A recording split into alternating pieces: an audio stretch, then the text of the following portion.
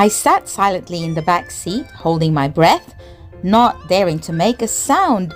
Even coughing felt like too much. And since I wasn't allowed to use my phone, I had no choice but to focus entirely on her driving. As much as I was tempted, my mind, however, was busy preparing questions to ask in case she didn't pass. I wasn't looking to complain, though, far from it, but I wanted to know exactly where she went wrong, for her benefit and mine. After hearing so many stories from others about their test experiences, I was eager to get feedback firsthand. The test began with several right and left turns, seemingly endless. She navigated a dead end and was instructed to go back, so she did a 3-point turn, which she handled pretty well.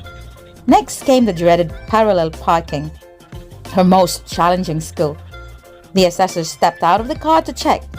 To me, it wasn't perfect, but it wasn't a disaster either. She also drove through several roundabouts, traffic lights, and even onto the motorway before heading back to VTNZ. The booking was for an hour, but just over 30 minutes had passed. When we were heading back, I had been keeping track of her mistakes. The most glaring one, her left turns. I had reminded her countless times to follow the curb to properly prepare for left turn, but she can be a bit stubborn. Her positioning was off and she took up a bit of space in the other lane while turning. I was hopeful the assessor had not noticed. Apart from that, there was nothing major. She seemed calm. I wasn't too concerned if she failed anyway, because she has one free test. I failed my first test too, so that's fine.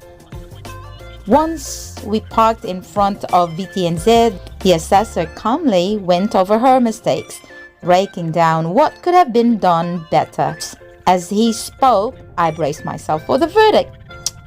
Then, to my surprise, he announced that she had passed. My daughter, still shaking, looked completely shocked, as if she hadn't heard him correctly. She passed. And she even asked me, "You look like you're not happy that I passed." I said, "I am. I'm just not expressive. But if I were the assessor, I would fail you. He didn't even ask you to name the hazards. You're so mean," she exclaimed. Now, for anyone preparing to take the New Zealand practical driving test, especially if you're coming from a different country, here's what I've learned from this experience. Number 1, practice with purpose. It's not just about driving around. Focus on the things that challenge you the most, like parallel parking or motorway driving.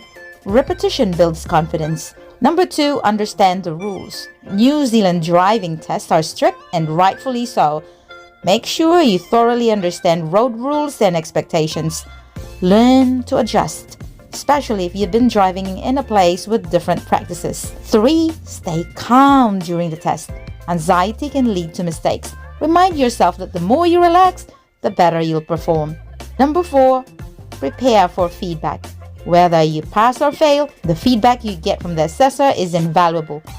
Listen carefully and take it on board for future improvement.